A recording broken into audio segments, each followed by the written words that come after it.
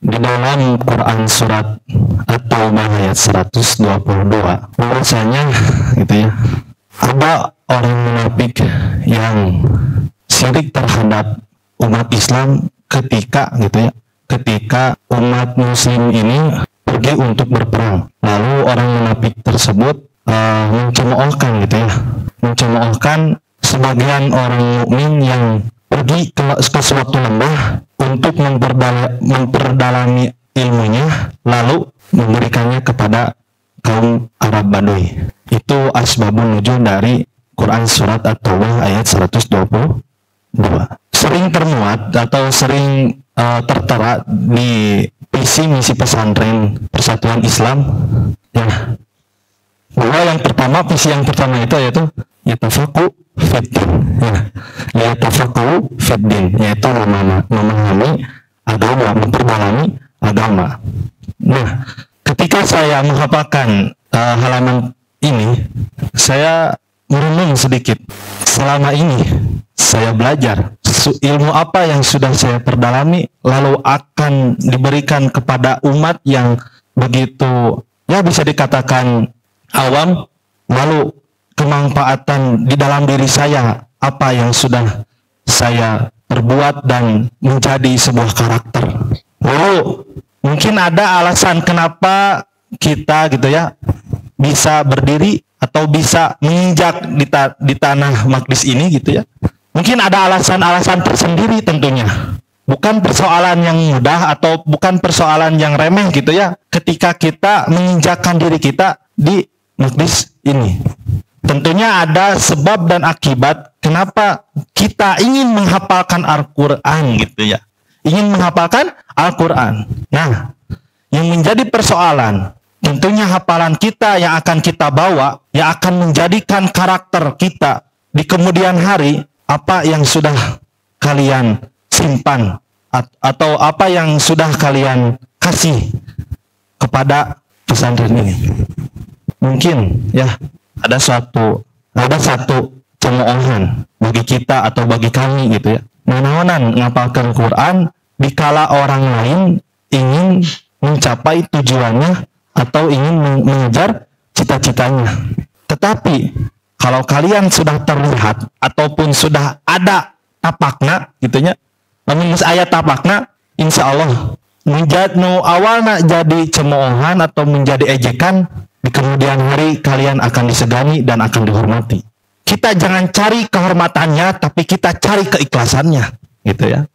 Kalau kita mencari pujian-pujian orang lain agar kita ingin disebut menjadi penghafal Al-Quran, maka rugi di kemudian hari. Kalau kita ingin dianggap oleh manusia atau ingin dilihat oleh manusia, tentu ada kecewa di dalam diri kita. Tetapi keikhlasan yang terus kita gali hari demi harinya, insya Allah akan ada tapak di kemudian hari. Nah, mungkin ada didikan orang tua kita untuk ya menyekolahkan anaknya ke pesantren misalnya. Tentunya orang tua itu bukannya tidak mau berdekatan dengan anaknya, tetapi apa yang dia sesali ketika dia masa mudanya. Ingat ketika orang tua saya dulu berbicara, "Cep, sok pesantren, dibudak, teang sana, ilmu, teang sagalana." Bapak mah hanya kal baheula ditawaran pesantren cenah, di benda teh.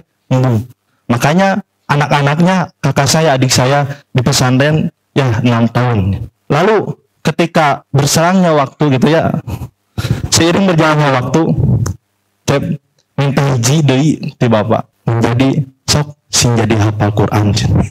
Saya awalnya menolak karena mungkin sudah merasa paham di dalam diri saya sendiri yang mau ngapalkan Quran gitu. Lamun encan aya pengamalana. Jangan orang ngapalkan Quran baru orang kalakuan kieu gitu. Saya ketika di sana mikir panjang gitu ya. Tetapi ingat perkataan orang tua, ya bapak saya berbicara kepada saya gitu ya. Ketika mengantarkan anaknya ke pesantren, ya naik motor Supra gitu.